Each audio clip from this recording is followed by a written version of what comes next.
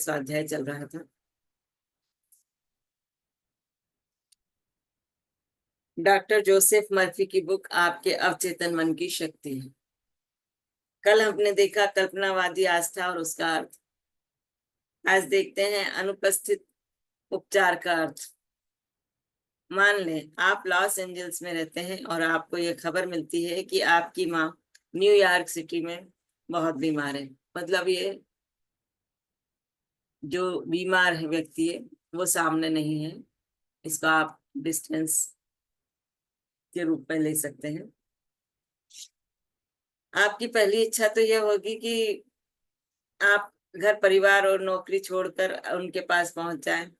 लेकिन अगर यह संभव ना हो तो क्या आप अपनी माँ के ठीक होने की प्रक्रिया में अपनी आस्था की शक्ति का प्रयोग नहीं करेंगे? ऐसा नहीं है। भले ही आप शारीरिक रूप से मौजूद ना हो, लेकिन आपकी प्रार्थनाएं उन तक अवश्य पहुंच सकती हैं। परमपिता सबके भीतर रहते हैं। रचनात्मक मस्तिष्क एक ही है। मस्तिष्क का रचनात्मक नियम आपको लाभ पहुंचाता है। आपको तो बस अपने मन में स्वास्थ्य और सामंजस्य का आंतरिक एहसास भरना है। इसकी प्रतिक्रिया स्वतः होती है। आपके अवचेतन मन का यह आंतरिक एहसास आपकी माँ के अवचेतन मन पर काम करता है। सेहत, स्फूर्ति और पूर्णता के आपके विचार एक ही शाश्वत कल्पनावादी मन में काम करते हैं। वे जीवन के कल्पनावादी पहलू के नियम को गतिमान कर देते हैं और उनके शरीर में उपचार के रूप में प्रकट होते हैं। मस्तिष्क सिद्धांत में समय या स्थान का कोई महत्व नहीं है। वही मस्तिष्क आपकी माँ और आप में काम करता है, चाहे आप कहीं भी रहें। वास्तव में कोई भी अनुपस्थित उपचार नहीं होता है जो उपस्थित उपचार का विरोधी हो, क्योंकि शाश्वत मस्तिष्क हर जगह है। आप विचार भेजने या पकड़ने की कोशिश नहीं करते हैं। आपका उपचार विचार की चेतन गति है। जब आप स्वास्थ्य, कल्याण और आराम के लक्षणों के प्रति जागरूक बन जाते हैं तो ये लक्षण आपकी माँ में प्रकट होने लगते हैं। जब आप जागरूक बन जाएंगे इनके प्रति तो आपकी माँ में भी प्रकट होने लगेंगे। उसके बाद परिणाम अवश्य मिलेंगे। यहाँ असल जिंदगी का एक उदाहरण दिया जा रहा है जिसे गलती से अनुपस्थित उपचार मान लिया गया है। लॉस एंजल्स की एक महिला को पता चला कि न्यूयॉर्क में रहने वाली उसकी माँ को कोरोनरी थ्रोम्बोसिस हो गया है। वह अपनी माँ के पास नहीं जा सकती थी, इसलिए उसने प्रार्थना की, उपचारक शक्ति मेरी माँ के पास है। उनके शरीर की स्थिति, उनके विचार, जीवन का वैसा ही प्रतिबिंब है जिस तरह छायाएं पर्दे पर पड़ती हैं। मैं जानती हूँ कि उस पर्दे की छवियों को बदलने के लिए मुझे उन चीजों को बदलना होगा जिनका वे प्रतिबिंब दिखाती हैं। मैं अब अपने मस्तिष्क में अपनी माँ के लिए पूर्णता, सामंजस्य और संपूर्ण स्वास्थ्य की छवि बना रही हूँ। जिस असीमित उपचारक शक्ति ने मेरी माँ का शरीर और उनके सभी अंग बनाए हैं वह उनके अस्तित्व के हर परमाणु में भर रही है और उनके शरीर की हर कोशिका से शांति की धारा प्रवाहित हो रही है। डॉक्टरों को देवी मार्गदर्शन मिल रहा है। जो भी मेरी माँ को छू रहा है उसे सही काम करने का मार्गदर्शन मिल रहा है। मैं जानती हूँ कि रोग अंतिम सच नहीं है। अगर ऐसा होता तो किसी का उपचार नहीं हो पाता। मैं प्रेम और जीवन के असीमित सिद्धांत की समर्थक हूँ। मैं जानती हूँ कि यह आदेश देती हूँ कि मेरी माँ के शरीर में सामंजस्य, सेहत और शांति व्यक्त हो रही है। उसने दिन में कई बार ये प्रार्थनाएं दोहराई। कुछ दिन बाद उसकी माँ की हालत में उल्लेखनीय सुधार हुआ। उनका हृदय रोग चिकित्सक हैरान था। उनका हृदय रोग चिकित्सक हैरान था और उसने ईश्वर में प्रबल आस्था के लिए उन्हें बधाई दी। बेटी के मस्तिष्क के पूर्ण आस्था के साथ स्वीकार किए गए निष्कर्ष ने शाश्वत अवचेतन मन में व्याप्त रचनात्मक ऊर्जा को सक्रिय कर दिया। यह उसकी माँ के शरीर में संपूर्ण स्वास्थ्य और सामंजस्य के रूप में प्रकट हुई। बेटी ने अपनी माँ के बारे में जो सोचा वह उसकी माँ के अनुभव में व्यक्त हुआ। तो दोस्तों, होता भी यही है कि अगर हर कोई बीमार रहता है तो बार बार हम यही बोलते हैं कि वो बीमार है, उसे ये तकलीफ है, ये तकलीफ है, चाहे वो कोई भी हो। और वही उनके अंदर और वो चीजें बढ़ती जाती हैं। और उसी को अगर उल्टा करके देखा है, वो पूरी तरह स्वस्थ है, उनके हर ऑर्गन पूरी तरह से अच्छे से काम कर रहे हैं। बार बार जब ये बोला जाता है तो उनके अवचेतन मन तक जाता है रोगी के, और वह स्वस्थ होने लगता है।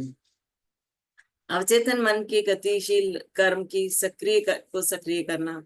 मेरी एक मनोवैज्ञानिक मित्र ने मुझे बताया कि एक महत्वपूर्ण अंग की बायोप्सी में कैंसर की कोशिकाएं मिली। डॉक्टर ने पीड़ादायक और खतरनाक उपचार का सुझाव दिया। उसके बाद उसके लिए कहा हाँ करने से पहले मेरी मित्र ने एक और तकनीक अपनाई। हर रात में सोने से पहले वह शांति से यह विश्वास जताती थी, हर कोशिका, नस, तंत्रिका और अंग अब पूर्ण, दोष रहित और आदर्श बन रहा है। मेरे पूरे शरीर में स्वास्थ्य और सामंजस्य दोबारा लौट रहा है। लगभग 1 महीने में पूर्ण उपचार हो गया। बाद के परीक्षणों में पता चला कि कैंसर की कोशिकाएं अब नहीं बची हैं। मैं इससे बहुत प्रभावित हुआ, लेकिन मेरी जिज्ञासा जाग गई। मैंने उससे पूछा कि वह सोने से पहले अपना निश्चय क्यों दोहराती थी। उसने बताया, एक बार किसी दिशा में सक्रिय होने पर अवचेतन मन का काम नींद के दौरान भी चलता रहता है। इसलिए यह बहुत जरूरी है कि आप सोने से पहले अवचेतन मन को कोई भी लाभकारी काम सौंप दे। यह बहुत समझदारी भरा था। यह भी ध्यान दें कि सामंजस्य और पूर्ण स्वास्थ्य के बारे में सोचते समय उसने एक बार भी अपनी बीमारी का नाम नहीं लिया। पूरे समय वो अपने अच्छे स्वास्थ्य के बारे में सोचती रही और बीमारी के बारे में एक बार भी नाम नहीं लिया। मैं इस प्रबलता से सुझाव देता हूँ कि आप अपनी बीमारियों के बारे में बोलना बंद कर दें या उनका नाम ना लें। खास तौर पर सोने से ठीक पहले के 1 घंटे में उन्हें जिस एकमात्र स्रोत से जीवन मिलता है वह है उसका ध्यान और डर। ऊपर जिस मनोवैज्ञानिक का जिक्र किया गया है उसकी तरह मानसिक सर्जन बने। फिर आपकी मुश्किलें भी उसी तरह से दूर हो जाएंगी जिस तरह निर्जीव शाखाएं किसी पेड़ से टूट जाती हैं।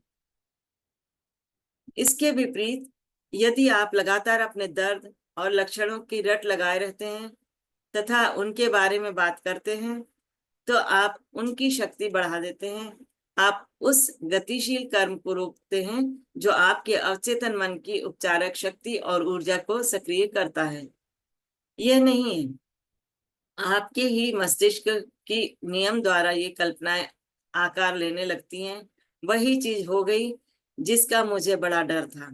अपने मस्तिष्क में जीवन की महान सच्चाइयां भरें और प्रेम की रोशनी की ओर बढ़े। ये अभी जो पढ़ा है उसका थोड़ा सा और शार्ट में दिया है, जिन्होंने बीच में नहीं सुना हो उनके लिए भी बहुत अच्छा है। आपकी सेहत बढ़ाने के सूत्र। पता लगाएं कि वह कौन सी चीज है जो आपका उपचार करती है। विश्वास करें कि अवचेतन मन को दिए गए सही निर्देश आपके मस्तिष्क और शरीर का उपचार कर देंगे।